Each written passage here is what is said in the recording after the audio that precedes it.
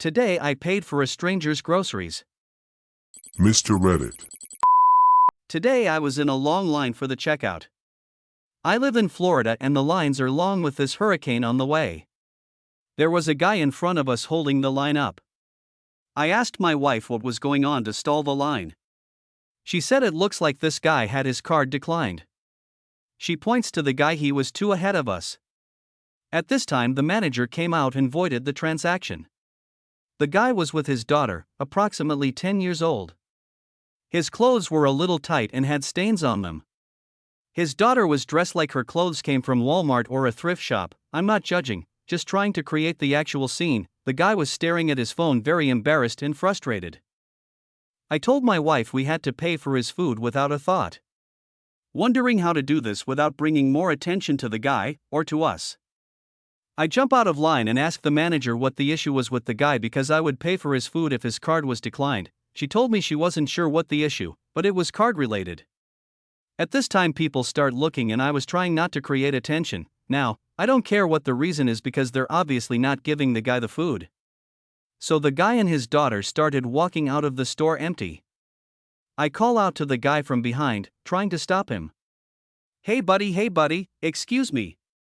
Come on back in here, let me help you. He looks at me confused. I was watching the whole time. He comes back in and the employees are taking his cart to reshelf the food he tried to buy. I tell the customer service I'll pay for his food. I didn't even know how much it was, didn't matter. I pay the bill. It was only about $60. The guy tries to hand me a little cash, maybe he's a little embarrassed. I smile and shake his hand, tell him no way. He hugs me. He hugged me. My wife runs out of the store crying. I am not telling this story to brag or for any other reason, except to explain my view on this. I believe that I had no choice but to pay for his groceries. I am in a position to do it. And I feel that it is our duty to help each other in this life when given the chance. We rarely have opportunities in life to assist our fellow humans, resulting in a direct positive impact that we can feel. It matters not the cost. Yes, I know there are a lot of charities to which one can donate. But you rarely feel the impact of your donation. There is usually high overhead and a fraction of your donation actually goes to help. I feel incredibly sad that people suffer, can't buy food, etc. I feel incredibly fortunate for my life. Looking back, I wish I had done more. I would have bought him some gift cards for the food store. I think sometimes we are caught up in our own lives and don't realize that people standing right next to us are struggling, suffering. I will be on the lookout to help less fortunate people more often, and I will be less absorbed in my own life, which will give me this opportunity. My coworkers set me up on a blind date. It went well, but they are acting weird about it. I, 34, am separated from my wife in early 2023 and divorced in early 2024. It was a pretty nasty breakup, and I moved to Chicago for a job to get away.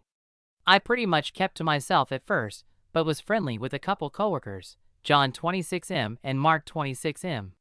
They were younger than me, but it was easier to bond with them, as we were the only single guys in the office.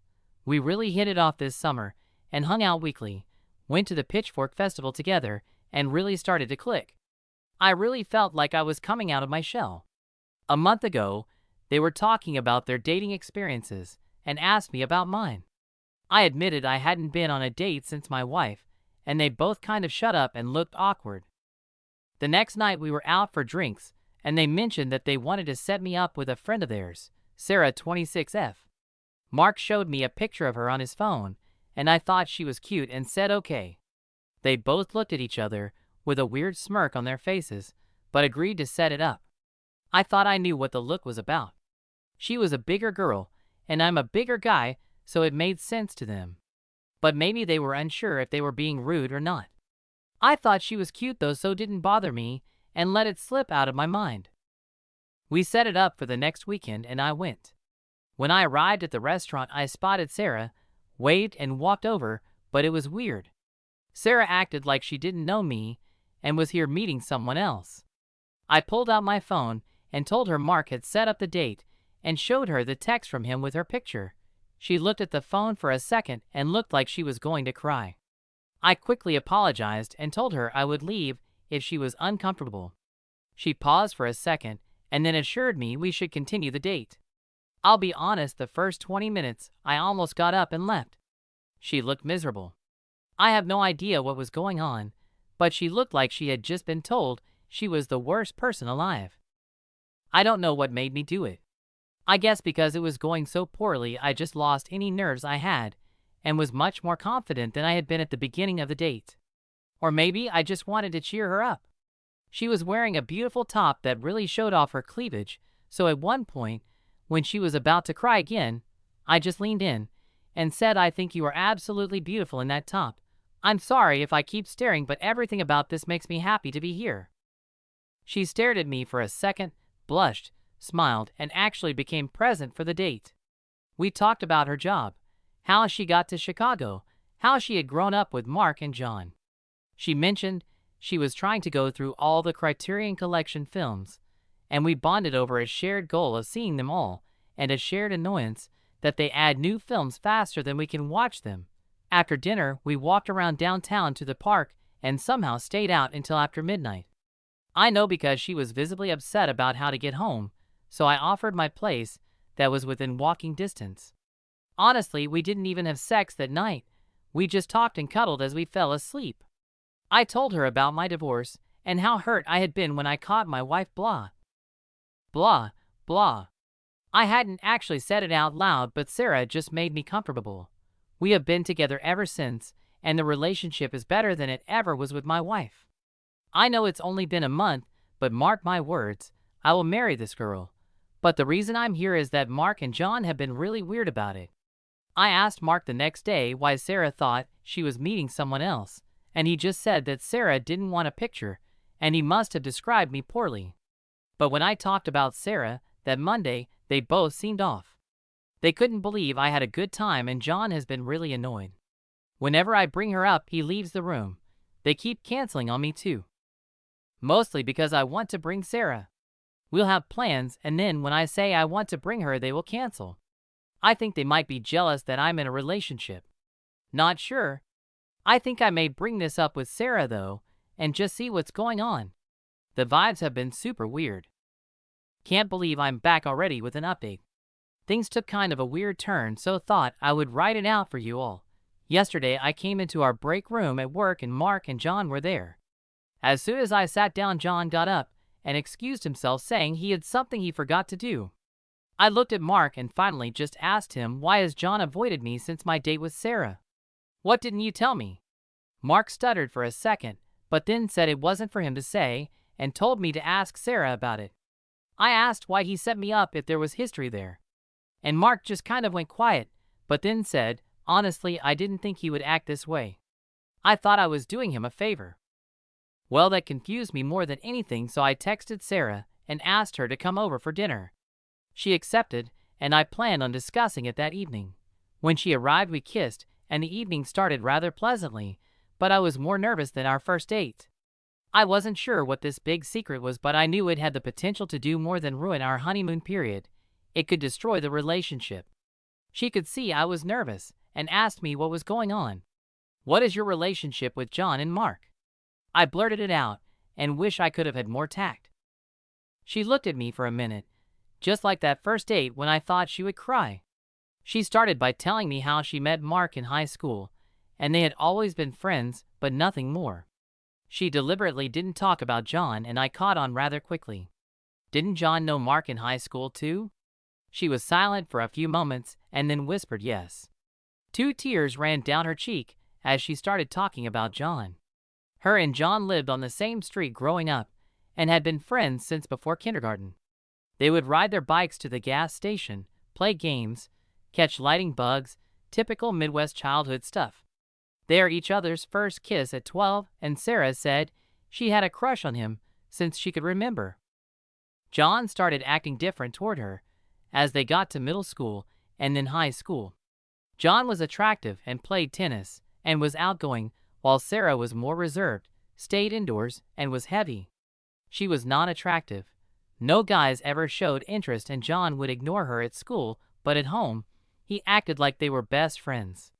This went on from 8th grade until sophomore year when Sarah confessed her feelings one day and John used it to have sex with her. He ignored her even at home after that. Days later, John was dating a more popular girl and Sarah was left heartbroken. They dated for 6 months, and when they broke up, John came to her at home and tried to rekindle the relationship. Sarah wasn't having it at first, but eventually she did, and they went back to the normal of hanging out at home but ignoring her at school. He would get a girlfriend 3 months later, and he ignored her, and this cycle went on all through high school and then continued into college when they both went to university in Champaign. At college, it went a little differently. He would call her up, and she would come over, and she would cook him dinner and they'd have sex. He did this when he was single or when he was in a relationship. She was never in a relationship. Or in her mind, I guess she was in a relationship with him even if no one acknowledged it. She eventually got a boyfriend, but John didn't stop. He wanted to hang out. He would talk with her more in public. But as soon as she dumped him to date John, he flaked and went back to their old arrangement. This cycle then continued until she started seeing a therapist for her depression and realized just how terrible and toxic her relationship with John was. And while he treated her terribly, she had allowed it. So she decided to set boundaries with John and told him if they were going to continue seeing each other, it needed to be exclusive. This was a week before our date. When Mark contacted her, he implied that she would be meeting John, and it was at the dinner when she saw me that she realized that setting boundaries meant letting John go. When I complimented her, she realized what she had been missing out on for like 15 years and decided to actually, be on a date. John reached out a few days later with his normal shenanigans, but she blocked him. At college, it went a little differently. He would call her up, and she would come over, and she would cook him dinner and they'd have sex. He did this when he was single or when he was in a relationship. She was never in a relationship. Or in her mind, I guess she was in a relationship with him even if no one acknowledged it. She eventually got a boyfriend, but John didn't stop. He wanted to hang out. He would talk with her more in public. But as soon as she dumped him to date John, he flaked and went back to their old arrangement. This cycle then continued until she started seeing a therapist for her depression and realized just how terrible and toxic her relationship with John was. And while he treated her terribly, she had allowed it. So she decided to set boundaries with John and told him if they were going to continue seeing each other, it needed to be exclusive. This was a week before our date. When Mark contacted her, he implied that she would be meeting John, and it was at the dinner when she saw me that she realized that setting boundaries meant letting John go. When I complimented her, she realized what she had been missing out on for like 15 years and decided to actually, be on a date. John reached out a few days later with his normal shenanigans, but she blocked him. When she was done, I sat there stunned, and she cried a lot. She kept apologizing and saying she knows how dumb she was, but she truly does like me, and didn't know how to bring up the John stuff without scaring me away. I probably looked mad or something because she kept apologizing and asking me to say something.